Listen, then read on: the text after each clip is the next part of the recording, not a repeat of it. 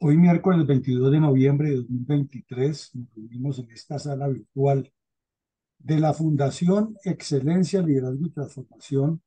presentándole nuestro cordial saludo a todas las personas que nos acompañan en directo y quienes nos sintonizarán y verán posteriormente estos análisis. Es el, repetimos, hoy es miércoles 22 de noviembre de 2023. Es el episodio número 454 de este seriado que hemos venido realizando en nuestra entidad con el fin de reconstruir de manera audiovisual y analítica una serie de memorias históricas de hechos ocurridos en el conflicto armado en Colombia. Y hoy tomamos como punto concreto un ataque terrorista del ELN contra la estación o subestación de energía eléctrica ubicada en el sector del barrio Torca al nororiente de Bogotá, al nordeste de la capital, en hechos ocurridos a finales de 2016, cuando un patrullero de la policía fue asesinado miserablemente por los delincuentes para robarle el arma y luego activaron una trampa explosiva. Estos hechos ocurrieron en medio de la falsedad del señor Santos, que acababa de firmar un pacto espurio y mentiroso con las FARC en el Teatro Colón, y la respuesta inmediata del ELN fue asesinar a este agente y otra serie de actos terroristas en el resto del país para demostrarle que las 310 páginas de imposiciones de las FARC al, a los mudos que envió Santos a Cuba no tenían la menor incidencia en el plan criminal de este grupo narcoterrorista, eh, orientado con la famosa teología de la liberación, el hombre nuevo y la destrucción sistemática de la institucionalidad en Colombia. Adelante, mi coronel. Mi coronel, hoy miércoles 22 de noviembre del 2023, la Fundación Excelencia, Liderazgo y Transformación realiza una nueva sesión académica de carácter analítico y con ocasión de la emisión 454 de la memoria histórica aún no contada del conflicto armado en Colombia, que es el análisis político estratégico del ataque terrorista del ELN y el asesinato de un agente de policía en la subestación eléctrica de Torca, al norte de Bogotá, en el mes de diciembre del 2016. En ese orden de ideas, ¿cuál es la importancia estratégica para los habitantes del nordeste de Bogotá de esta subestación eléctrica construida en el barrio Torca? Pues, mi coronel, como vemos en el mapa que está ahí en pantalla, en ese plano, en esa descripción planimétrica, es una zona que es urbanizada en su mayoría, que une la parte más estrecha, digamos ya, de la sabana de Bogotá, con una apertura que se abre nuevamente hacia la gran sabana o la gran meseta cundiboyacense, que está rodeada por el oriente con la carrera séptima, con la autopista norte, y en la parte sur con la avenida Boyacá. Lo vemos aquí, esta es la autopista norte y esta es la carrera séptima. Como vemos, se va estrechando la forma de Bogotá para dar paso a los municipios de la sabana. Y encontramos que más o menos sobre la calle 222, muy cerca al aeropuerto de Guaymaral, que es un aeropuerto alterno de Bogotá, está ubicada esta subestación en medio de una zona semiurbanizada y urbanizada, y que su producción eléctrica, su procesamiento eléctrico abastece toda la zona, y algunos se extiende hacia algunos municipios de la sabana de Bogotá y las casaquitas que hay en el sector, y desde luego facilita el alumbrado público para las grandes avenidas que cruzan por allí de norte a sur o de occidente a oriente. Inclusive alimenta con energía a este sector que está en la parte más oriental de Bogotá, sobre el cerro, que es la estribación más occidental de la cordillera oriental. Eh, los habitantes de la zona son en su mayoría funcionarios de tercero y cuarto estrato que trabajan en distintas actividades sociales, hay comercio, obviamente, hay transporte, y es una vida más o menos normal, y en algún sector todavía quedan casas de sectores sociales de incumbencia, con viviendas de estrato 6 y 7, pero en su mayoría es estrato 3 y 4. Por la poca cantidad de vías que hay en el sector, casi que las áreas por donde se transita son muy determinadas. La calle 222 es fundamental para ese ejercicio y algunas otras calles internas que hay que se intercomunican. Como vemos, la estación tiene una infraestructura importante y exige una protección también importante, como se nota aquí con la construcción de esta garita con trincheras, lo cual indica que es un área que está en la mira de los terroristas. Y una vista interna de lo que hay nos muestra que hay una infraestructura de alto contenido técnico que requiere pues, la presencia de personas especializadas para manejar esto y que por la cantidad de voltaje que se maneje allí se debe tener una protección especial para evitar cualquier sabotaje o cualquier daño, ya que una afectación a esta subestación dejaría sin energía eléctrica a un gran sector de la capital y de la sabana. Todo ese contexto lo miraron los terroristas para hacer el atentado y sobre todo para asesinar a los policías encargados de la protección del sitio. Adelante, mi coronel. Mi coronel, ¿a quiénes se podría señalar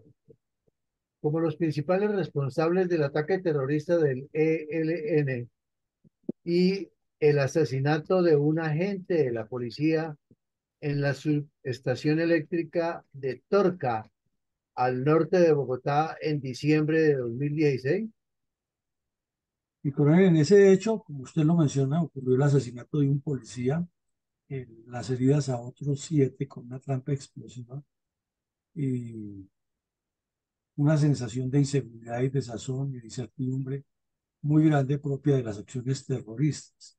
El principal responsable de eso tiene un nombre propio, se llama Juan Manuel Santos. Este sujeto se dedicó durante sus 8 años, 4 y 4, de su cuestionado gobierno a legitimar los bandidos en todos los sentidos. Y como dice el titular de esta revista Semana, fue una burla a Colombia de parte de él, porque en su afán de conseguir un premio Nobel de Paz, eh, solo para su colección personal y con el ansia de enriquecerse pensando que el otro día lo iban a contratar en el mundo a dar conferencias, se olvidó del pueblo que lo eligió, se olvidó del juramento constitucional, que desde luego una persona sin principios no va a cumplir un juramento jamás, eso no tiene importancia para él, y que se olvidó de que la función de las autoridades es proteger a los colombianos, no entregarle el país a los delincuentes. Entonces, el principal responsable, desde luego su ministro de Defensa, que le coadyuvó a amarrarle las manos a las fuerzas militares y de policía, su equipo de mudos negociadores encabezados por el señor de la Calle en Cuba y los senadores de la República que le legitimaron el fast track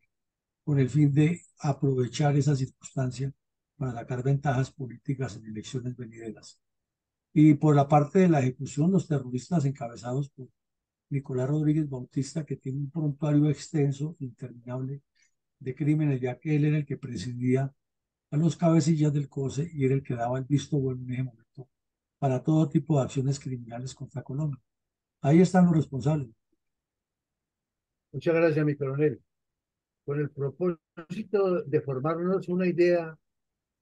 acerca del entorno táctico, estratégico y operacional de la presencia de los terroristas del ELN y de las FARC en la zona, hay antecedentes concretos de orden táctico y estratégico relacionados con el ataque terrorista del ELN y el asesinato de un agente de la policía en la subestación eléctrica de Torca, al norte de Bogotá, en diciembre de 2016. Y claro, mi coronel, y miremoslos por parejitas, por dúos, por binomios. Eh, como ya describimos, el señor Santos se dedicó fue a autoelogiarse, a utilizar los recursos, tanto financieros como humanos, de la Cancillería para darse una publicidad en el exterior y para buscar a como fuera ese premio Nobel de Paz. Se dice y después se destapó que gastó 3 millones de euros en un libro de autoelogios familiares en varios idiomas en Europa, distribuyéndolo en diferentes entes oficiales y no gubernamentales, que utilizó a la canciller Holguín como su secretaria privada para que viajara por el mundo a promoverle su farsa y que de remate gastó dineros del erario colombiano promoviendo manifestaciones a favor de la paz en Colombia, en Europa y otras partes del mundo. Y otra larga lista de actividades trapaceras de este señor con los recursos colombianos. Pero en la mesa de conversaciones, una sumatoria de hierros eh, y de errores y de fallas, tales como no buscar que las FARC entregaran a las milicias bolivarianas Partido Comunista Clandestino y Movimiento Bolivariano Clandestino, no forzarlos a que entregaran las armas públicamente y supervisadas por las fuerzas militares, que es lo correcto, no obligarlos a que devolvieran todas las propiedades que tenían, no dejar claro nunca cómo era el tema de los niños que tenían, que eran muchísimos, no haberlos sometido a la justicia por crímenes de lesa humanidad que no tienen ninguna forma de eh, enmascararse con justicias especiales para la paz. Y fuera de eso, las propiedades que jamás las entregaron y siguen pelechando de ellas, además de haber permitido que la inteligencia cubana espiara todo el tiempo las conversaciones y así los terroristas llegaban a la mesa perfectamente informados de lo muy poco también que producían el señor de la calle y los que lo rodeaban, porque se sabía de antemano que iban a decir que todo sí, pero la inteligencia cubana se aseguraba. Y el señor Santos, en medio de esa farsa, hizo un anuncio dizque de paz con el ELN. Entonces se suma una cosa con la otra y nos va dando que el ELN encuentra que la fórmula es seguir atacando. Así lo hicieron las FARC, estaban conversando y seguían atacando para presionar, pero el ELN lo enfoca más y ya veremos algunos datos más adelante. El ELN encuentra que hay que fortalecer las milicias, ya que eso es lo que da fortaleza, va a dar integridad como grupo criminal en caso de una negociación, porque van a enmascarar ese grupo y no lo van a presentar a las mesas de conversaciones y harán lo mismo que las FARC y mucho más. Pero también el ELN, que ya venía inmerso en el narcotráfico, se apropió de algunas zonas e incrementó con la dictadura de Venezuela un apoyo esencial y geométrico en esa actividad. Y la minería ilegal, el ELN ha sido el grupo que más la ha controlado desde que comenzaron a meterse allí, pues le abrió otro boquete por medio de la, entre comillas, protesta social, y ahí tienen una gran cantidad de delincuentes destruyendo el ecosistema, aduciendo que ellos lo que están defendiendo es a los mineros y barequeros, lo cual es completamente falso, porque mineros y barequeros pobres sí pagan la cuota al ELN, pero no afectan el medio ambiente como estos otros bandidos que llegan con esas dragas a destruir y a llenar de metales dañinos y de sustancias químicas dañinas el ecosistema. Y luego, pues ya definitivamente afanado por legitimar ese premio Nobel de Paz que no le fue a ir de la mano y justificarlo de manera torva, anunció el inicio de unas conversaciones con el ELN en Caracas y Quito, que eso era la demostración de que allí la narcodictadura de Maduro y la lucha entre carteles llevarían a que el ELN, como vemos en los puntos 6, 7 y 8, fuera a ocupar zonas en el sur del país y tuviera inclusive presencia en Ecuador que nunca había sido visible. Todos sabemos que en el Ecuador hubo presencia de las FARC y del M-19, pero el ELN no ha aparecido por allá. Luego, con esta farsa de la paz de Santos, con ellos aparecieron por allá, inclusive estuvieron negociando ahí, como ya lo hemos visto. Y finalmente, para que eso funcione, pues se necesita reclutar campesinos, indígenas, estudiantes, jóvenes y fortalecer las milicias que les inventaron varios nombres. Así como veíamos el caso de la joven esa, la francesa que estaba colocando la bomba en el centro andino y le estalló en contubernio con la tal Violeta que después fue capturada eh, en un campamento del ELN y que decían que pertenecían a un grupo que no era del ELN, pero sí era del ELN. Y ahora la tal Violeta es, dizque, miembro de la Comisión de Paz del ELN en la imposición que le están haciendo al señor Santos en la mesa al señor Petro en la mesa de conversaciones. Entonces, esos serían los antecedentes, mi coronel, de los muchos que hay, porque habrían más. Mi coronel, con base en un documento de inteligencia elaborado por el Comando General de las Fuerzas Militares, ¿cómo describió el diario El Tiempo el modus operandi de las células urbanas del ELN en Bogotá durante el lapso de los años 2010 al 2016? Bueno, mi coronel, resulta que como a partir del 2013, que se inició el show en La Habana, el ELN se dio cuenta de cuál era la estratagema, la intención, la línea de acción de las FARC, incrementó de su parte la presencia de las milicias en las capitales, especialmente en Bogotá, pero también había en Barranquilla, Cali, Medellín, Bucaramanga, Arauca, etcétera. Entonces comenzaron a perfilarlos y a organizar la inteligencia específica de esa forma, de ese modus operandi, con base en los capturados, los documentos que encontraban las tres instituciones, la Fiscalía, el Ejército y la Policía. Y luego de un largo análisis encontraron que había toda una organización integrada preferencialmente por personas, hombres y mujeres entre 25 y 30 años, casi todos con buen nivel académico, es decir, bachilleres hacia arriba, relacionados con universidades públicas, relacionados con estudiantes de esos que se eternizan en las universidades y cambian de carrera, no terminan nunca una carrera, pero ahí están todo el tiempo estudiando en las facultades de ciencias sociales, reclutando jóvenes para la guerrilla. Y se detectó que desde norte de Santander, Arauca y Venezuela venían o iban a esas zonas estos jóvenes a recibir instrucción y que eventualmente estaban colocando petardos de diversa poder explosivo de acuerdo con el mensaje que querían dar. Recordemos que para la época activaron unos petardos en la zona de la calle 72 entre carrera séptima y 11, que es donde hay varios edificios de petroleras, hay edificios de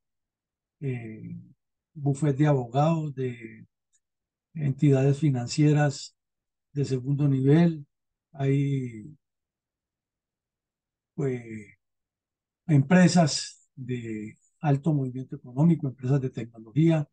y entidades ONGs de orden internacional. Entonces, esos sujetos y sí, colocaron unas bombas allí, muy cerca inclusive de la universidad pedagógica donde está el epicentro y el núcleo. Eh, Luego determinaron que se organizaban por células y por tríadas tácticas para hacer la guerra de guerrillas para mantener primero la compartimentación y dejar de ser vistos. Se determinó que había unos milicianos que vivían en sectores muy populares y que otros vivían en sectores ya de clase media, pero que todos en su mayoría tenían algún nexo con universidades públicas. Y una vez más confirmaron que había personas con 10 y 20 años de militancia en el ELN y los 10 y 20 años rotando carreras en las universidades o cambiando de universidad, pero sin terminar ninguna carrera, porque su tarea es otra, están dedicados al terrorismo. Eh, que se creía que esos ataques iban únicamente a la fuerza pública, pero que hubo otros también contra instituciones civiles. Sin embargo, había una diferencia marcada. Cuando se hacía contra instituciones civiles, se, como la DIAN o como estas entidades financieras del sector, se buscaba era con petardos de bajo nivel. Pero cuando iba contra la policía o el ejército, eran con petardos de alto nivel y hubo una masacre en el sector de la Macarena, muy cerca de la Plaza de Toros, un domingo por la mañana, mientras los agentes se alistaban para prestar la seguridad en una corrida de toros. Y la otra fue la de la policía ahí en Torca, pero hubo más acciones criminales. Eh, Luego se determinó que usaban el mismo tipo de explosivos, el mismo tipo de cordón detonante y el mismo sistema de la activación por un celular, es decir, con un celular inserto dentro de la carga explosiva y a la distancia se marca el número en el momento en que se considera hacer la activación y de inmediato explota y causa el daño. Eh, Identificaron inicialmente a dos universidades públicas, una privada, la Nariño y la Pedagógica, perdón, la Nacional y la Pedagógica, como entidades oficiales, pero también estaba la Nariño como entidad privada. Eh, Se determinó también que las células no eran muy grandes y eso garantiza la seguridad de que no sean identificados o capturados y que una de las células tenía la clave en sus llamadas, en sus mensajes electrónicos como llamarada, que estaba directamente en la Universidad Nacional. Eh, Esos mismos colocaron varios petardos dentro de la universidad y desafortunadamente, como la justicia en Colombia anda tan lenta y es tan insuficiente, fueron capturados y al poco tiempo quedaron libres. Eso lo vimos aquí cuando estudiamos el caso de la señora Violeta y de la francesa que colocaron la bomba en el centro andino y que luego en la recaptura unos se alcanzaron a capturar y la señora Violeta se voló para el Magdalena Medio y se unió al ELN. Entonces, esto es una descripción muy grande que hizo el periódico El Tiempo de lo que había acumulado el Comando General, la inteligencia de la policía y la de la fiscalía con el Ejército Nacional. Adelante, mi coronel. ¿Qué son las tríadas guerrilleras de los comandos urbanos del ELN? Pues, mi coronel, antes de hablar de las triadas, tenemos que aclararle a Ah, nuestros se me quedó. oyentes que hay aquí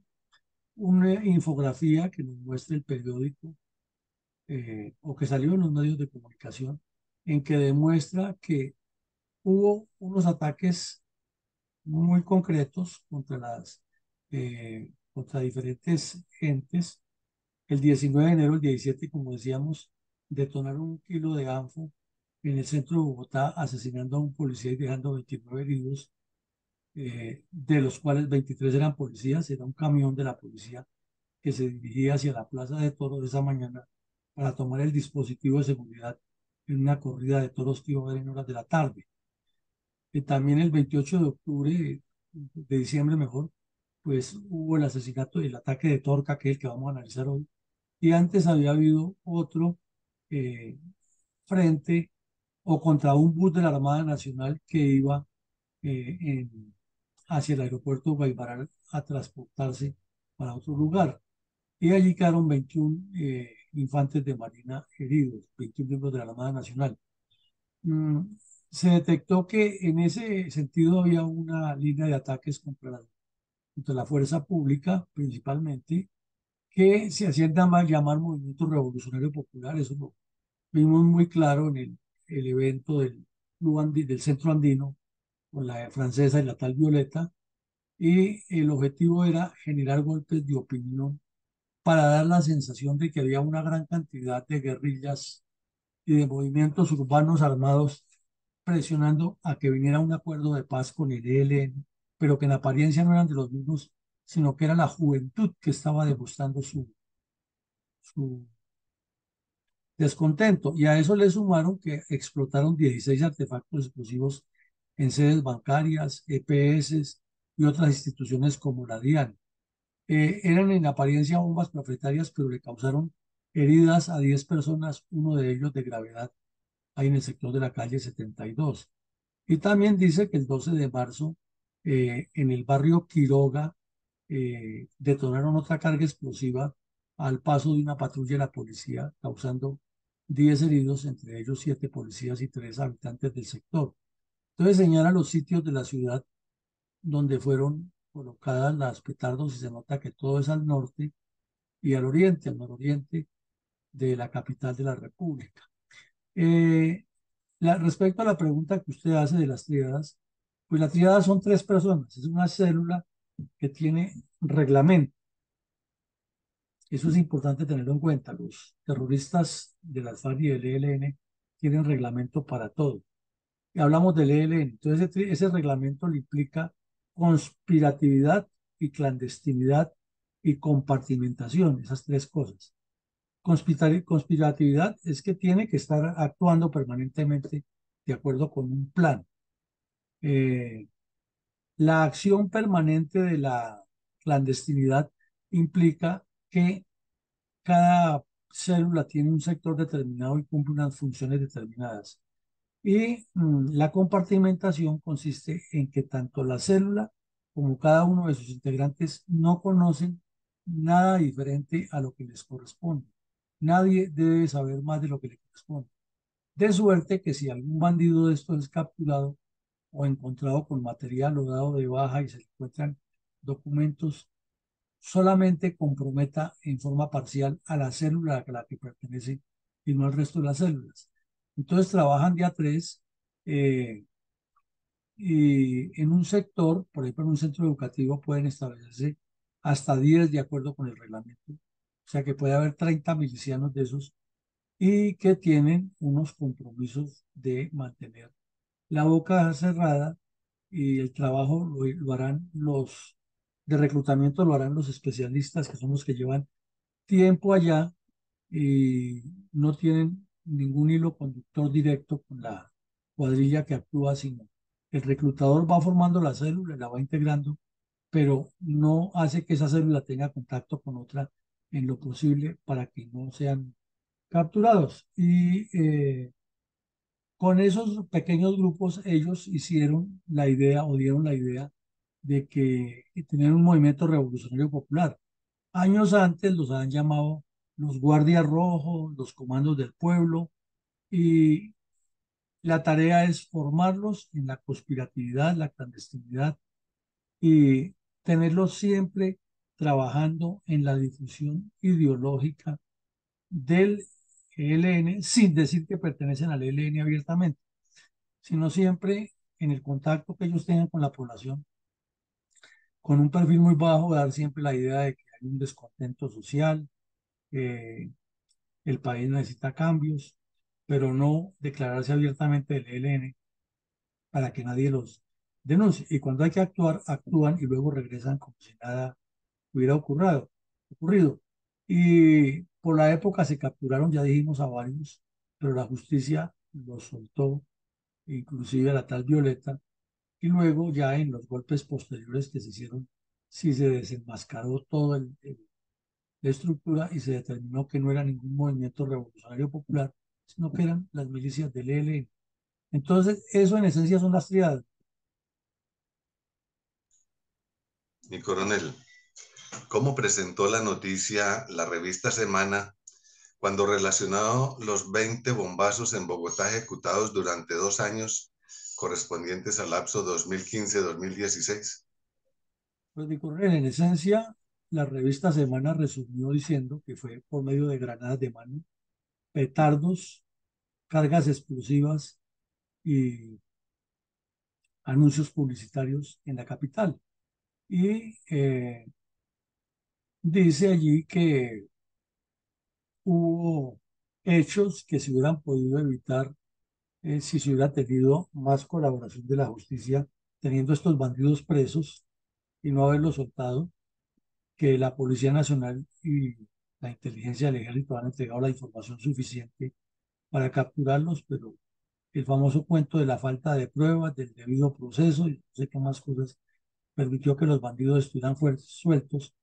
y resaltó mucho el caso que nosotros mencionamos aquí, que lo trabajamos de manera profunda, el ataque al centro comercial andino de la tal Violeta y la famosa turista francesa que se inmoló colocando la carga dentro de un baño. Entonces, el tiempo relaciona 20 hechos diferentes, perdón, la revista Semana, 20 hechos diferentes, cita las fechas y las afectaciones que hubo a la población en ese momento. ¿Cómo informó al mundo la agencia EFE los sangrientos hechos relacionados con el ataque terrorista del ELN y los asesinatos de un agente de policía en la subestación eléctrica de Torca al norte de Bogotá en diciembre de 2016? Bueno, hizo un recuento específicamente ya de lo de Torca, resaltó que fue asesinado el señor Carlos Andrés Rubio Domínguez, un muchacho de 19 años de edad, oriundo del Líbano, Tolima, que ha tenido la opción, porque era bachiller, de prestar el servicio militar cuando se presentó, o de hacerlo en la Fuerza Aérea colombiana, o de hacerlo en el ejército, o de hacerlo en la policía. El joven estaba interesado en hacer su servicio militar porque luego quería mirar por cuál de las instituciones armadas se enfocaba para hacer su carrera policial o militar. Entonces era un muchacho lleno de vida, de deseos, que estaba prestando el servicio militar en ese sentido. Y él estaba de guardia allá en Torca en el momento que se aproximaron los terroristas, asesinaron a sangre fría, le robaron el fusil y la dotación y alaron el cadáver hacia la zona más oscura de la base de policía. Entonces, cuando se oyeron los disparos, pues lo normal es activar el plan de reacción y contraataque e iniciar el registro del área mientras otros agentes hacen o garantizan la seguridad periférica, que no se vaya a afectar nada dentro de la instalación, como está previsto. Entonces, de los 7 agentes que salieron a buscar qué estaba pasando, pues la primera sorpresa que llevaron era que el señor no estaba, el señor Andrés Rubio, no estaba en el puesto de centinela y comenzaron a buscarlo. Y resulta que cuando lo estaban buscando encontraron el cadáver y al ver o al hallar el cadáver y tratar de averiguar lo que pasaba, desde la distancia los bandidos que estaban escondidos observando qué pasaba, activaron una carga explosiva en la cual terminaron 7 de los agentes que estaban haciendo el registro con heridas de gravedad. Eh, Hubo desde luego los mensajes de, de rigor, de condolencia, que de condolencia no siente nada el señor Santos, el ministro de Defensa, que se han arrodillado ante los bandidos. Las críticas de unos sectores que ya sabemos que aprovechan estos hechos para darse publicidad y la doble moral del señor Santos de que el ELN se tuviera de atrás porque los iba a atacar, pero que era que hacer la paz y él estaba ensoberbecido con su farsa del premio Nobel y no fue mucho lo que le interesó ni este ataque terrorista, ni mucho menos la muerte de este muchacho. Y el periódico dice también que el artefacto tenía aproximadamente 500 gramos diagonal con metralla, lo cual indica que al explotar en el cono de dispersión lleva muchos elementos dañinos que afectan la integridad humana de quien esté cerca o dentro del radio de acción. Adelante, mi coronel. Mi coronel, ¿por qué los medios de comunicación extendieron la información analítica de los reportajes de acciones violentas del ELN a otros departamentos diferentes a Cundinamarca? Porque en esos días que se presentó la firma en Bogotá, estamos hablando de diciembre del 2016, del show entre Santos y las FARC, el ELN arreció las acciones criminales en todo el país. Y por ejemplo, unos días antes del atentado en Torca contra este joven de la policía, hubo un atentado contra el gobernador en ejercicio de Norte de Santander, quien iba en una caravana entre el Carmen de Norte de Santander y Ocaña y explotó la carga. Afortunadamente no hubo daños fatales, pero se intentó asesinar al gobernador y mm, pues obligó a que los siguientes movimientos que se hicieran era, tenía que ser vía terrestre. El Ejército Nacional tuvo que facilitarle un helicóptero posteriormente para cualquier movimiento del señor, lo cual aumenta los costos del Estado y disminuye la disponibilidad de aeronaves para las operaciones, pero todo eso lo hacen ellos intencionalmente para ir maniatando al Estado. Y aquí volvemos a insistir, el señor Juan Manuel Santos mirando para otro lado y buscando únicamente pavonearse con un premio Nobel de Paz. Y uno dice, ¿con qué vergüenza puede una persona decir que está de premio Nobel de Paz si en el propio patio de la casa le están haciendo todo esto a los terroristas? Adelante, mi coronel. Mi coronel, ¿por qué algunos medios de comunicación no atribuyeron inicialmente al ELN el ataque terrorista y el asesinato de un agente de policía en la subestación eléctrica de Torca, al norte de Bogotá, en diciembre del 2016, a ese grupo bandolero? Porque primero pues estaban en ese furor del cuento de la paz y entonces el ELN también aprovechaba para mover la propaganda y los mensajes de guerra psicológica diciendo que eran enemigos de la paz, o sea que era la mal llamada derecha o ultraderecha la que estaba haciendo eso, que era la extrema derecha y entonces trataban de desinformar y de generar dudas de que ha sido o no ha sido o que podía ser. De segunda medida, porque es que las declaraciones públicas de los altos funcionarios como el señor Villegas, el mismo Santos y hasta el director de la policía fueron ambiguas. Al principio que sí, que no, que estamos averiguando que posiblemente, cuando todo el modus operandi era del ELN, robar el fusil, lo habían hecho ya en los cuarteles y paralelamente venía trabajando las tres instituciones que nombramos y que en breve, después de este hecho, publicaron ese documento que tenían suficiente información para verlo desenmascarado en su momento. Entonces, los periodistas que de por sí andan al vaivén de lo que más les alumbra a los medios y a los directores, pues hacen lo que les dicen y manejan la información de esa manera. Ahora, recordemos que para la época Caracol Radio se ha convertido en Caracol Televisión y Caracol Radio se han convertido en Faracol. Y escuchar al señor, al director de Caracol Noticias en RCN, en televisión, mejor, estoy aquí equivocando las cosas, escuchar a ese señor o a la señora Vanessa de la Torre era como prácticamente escuchar un vocero más de las FARC legitimando el show del señor Santos. Entonces todo eso hace que haya esa dicotomía, pero que en realidad fue el ELN y los mismos bandidos lo reconocieron después. Por favor, escuchemos con reverencia un minuto de silencio en memoria del auxiliar de policía Carlos Andrés Rubio Domínguez, asesinado por el ELN durante el ataque terrorista en la subestación eléctrica de Torca, al norte de Bogotá, en diciembre del 2016.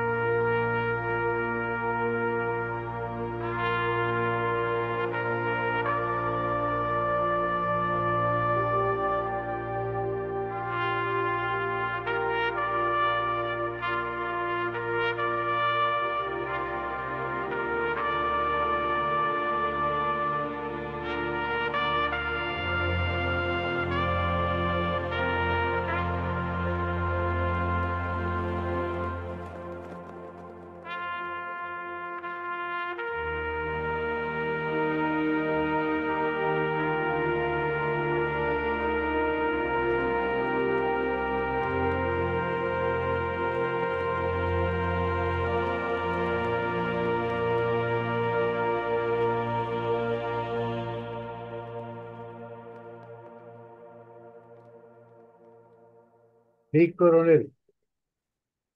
¿Cuál fue la suerte de los terroristas indicados por la Fiscalía General como autores materiales del ataque terrorista del ELN y el asesinato de un agente de la policía en la subestación eléctrica de Torca, al norte de Bogotá en diciembre de 2016? Bueno, coronel, aquí vemos que está la foto del joven Carlos Rubio y una foto de la subestación que muestra lo que decíamos. Al occidente está ya la cordillera, al oriente también está la cordillera y la sabana se ve estrechando. Y vemos las instalaciones con la medida de seguridad por fuera y la trinchera donde fue asesinado sorpresivamente el agente y luego donde se montó la trampa para asesinar a los policías, pues intentar asesinarlos y causarles las heridas. ¿Qué ocurrió con los bandidos? Que de acuerdo seguramente con el material que ya se tenía en todo ese informe que hemos dicho de las tres instituciones, eh, se determinó que habían sido dos bandidos muy conocidos en el mundo del delito aquí en Bogotá, con los áreas de Perraflaca y Caliche, y fueron capturados y además con muchas pruebas y encarcelados. Eh, Quedaron bajo órdenes de la justicia, pero suponemos que ahora con todo este show que están montando, Perraflaca y Caliche ya deben estar listos para recibir cargo de embajadores o de cónsules nombrados por Petro. Mi coronel, ¿trajo el pacto FARC-Santos en el año 2016 alguna paz a los colombianos consuetudinariamente atacados por los grupos narcoterroristas comunistas durante las últimas 6 décadas? Mi coronel, infortunadamente no, porque ahí vemos que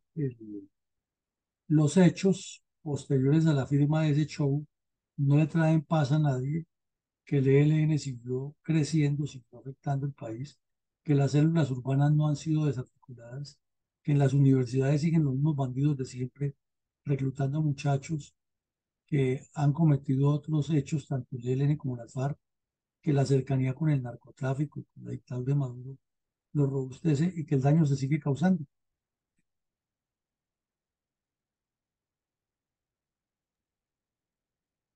¿Tiene Colombia alguna esperanza de paz real y de resarcimiento a las víctimas del ELN en el Distrito Capital de Bogotá, en en las actuales conversaciones de paz con el gobierno de Petro? Pues la respuesta es categórica no, por una razón muy sencilla, porque en la capital de la República están muchas estructuras urbanas que están relacionadas con muchos grupos delincuenciales. Se dijo inclusive que el tal Perraflaca y el otro que asesinaron al muchacho de la policía ni siquiera eran miembros activos de la célula, sino que son delincuentes comunes que acompañan al ELN en esta comisión de crímenes y les pagan por eso y ya la urdiembre y el material que se roben y que logren eh, para, para ejecutar el hecho, sí, todo queda en poder del ELN. Entonces, con esos nexos y con esas metodologías, es imposible que se vaya a resarcir a las víctimas. Por ejemplo, en lo del teatro, en lo del centro andino, está la evidencia demuestra plenamente que la francesa estaba era colocando la bomba, pero ahí el gobierno miró para otro lado, fue rapidito que taparon eso, la embajada francesa también le bajó el perfil y las víctimas se quedaron así. No hay quien responda, porque además nunca se ha sindicado directamente al ELN, sino es que al MRP. Y la señora Violeta, que fue la que dirigió eso, se voló, apareció en el Magdalena Medio, el ELN, y lo que dice es que ellos la cobijaron, pero que ese delito no la cometió siendo parte del ELN, pero que es que por su capacidad dialéctica ella lo representa. O sea, como usted ve ahí, es un enredo y una manipulación que no va a conducir a nada y no van a terminar respondiendo por nada.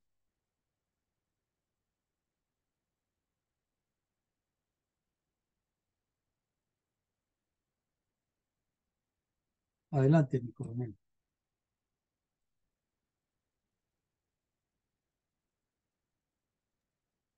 ¿Cayó la señal? ¿Es procedente enunciar algunas reflexiones de orden táctico operacional relacionadas con el ataque terrorista del ELN y asesinato de un agente de policía en la subestación eléctrica de Torca al norte de Bogotá en diciembre del 2016?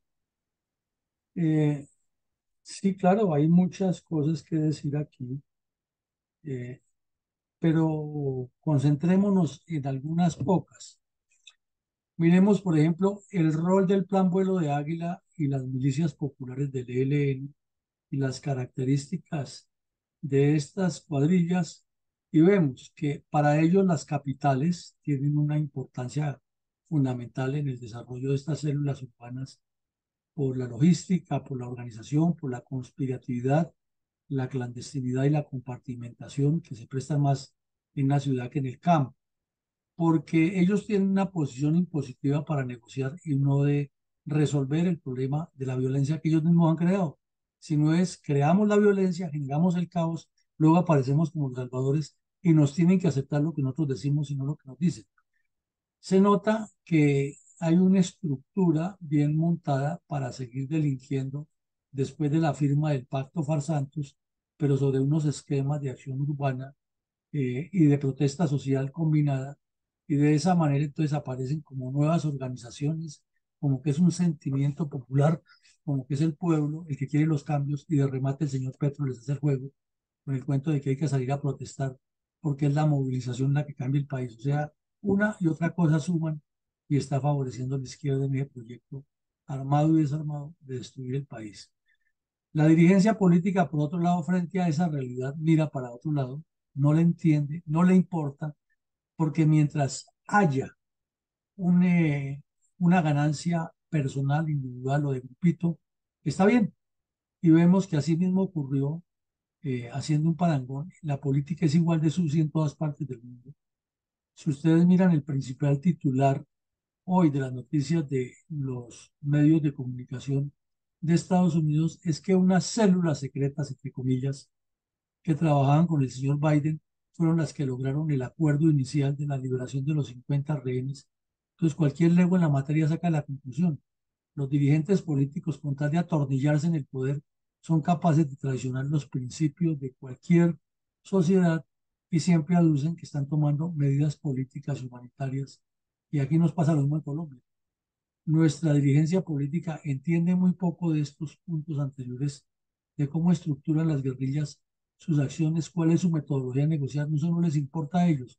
lo que les importa es dónde hay una posibilidad para sacar ventajas políticas para su grupo o para su candidato y ponerlas por encima de todo sin importar el drama y la muerte y el daño que han causado. A eso se le suma el sacrificio permanente de soldados y policías, sin que se tengan en cuenta por parte de esa dirigencia que es la que maneja la temática de los errores cometidos anteriormente. Y todo eso indica, como siempre lo hemos sostenido, que hay todo un esquema, un estratagema, una dinámica, una metodología atada a un plan estratégico con objetivos geopolíticos que delinque desde dentro del país y fuera del país alrededor de unos proyectos y unas metas muy definidas en torno al socialismo del siglo XXI y a la guerra revolucionaria comunista. Entonces creemos que al llegar aquí, mi coronel González hoy debe tener una reflexión muy importante respecto a este tema. Adelante, mi coronel. Gracias, mi coronel.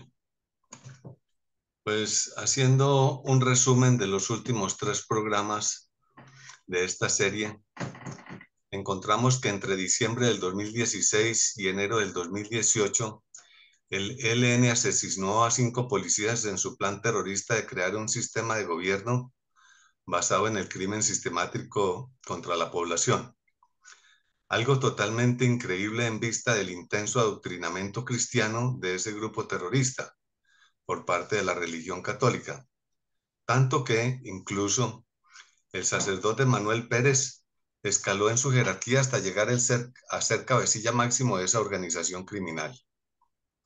También bastantes prelados han participado en casi todos los rangos de la estructura orgánica del ELN, incluida la de guerrillero raso, como el cura Camilo Torres, así como muchos que han actuado como ideólogos, ilustradores, pregoneros y docentes de las violentas ideologías comunistas, o bendiciendo los pecados para darles al menos algo de tranquilidad espiritual a los terroristas, o incluso haciendo estrambóticas interpretaciones a las ideas marxistas, encubriéndolas de cual si fuesen dogmas religiosos y eclesiásticos. como la famosa teología de la liberación dentro de las filas guerrilleras, con la cual se santifican sus crímenes. Tarea en la que han sobresalido hasta las cátedras universitarias de filosofía y humanidades, enmascarando con calculada sutileza la difusión de las teorías insurgentes y revolucionarias, cual si fuesen dogmas religiosos, destruyendo la mente a una amplia población de estudiantes de las universidades católicas, como la jesuita javeriana, de donde han salido peligrosos terroristas, pues lograron adoctrinar en el espíritu subversivo y criminal a nada más ni nada menos que a los hijos del almirante Pizarro. Incluso, por duda razonable, es de pensarse que es por rencor social, debido a las expulsiones de esa comunidad jesuita debidas a sus no muy santos comportamientos en el pasado.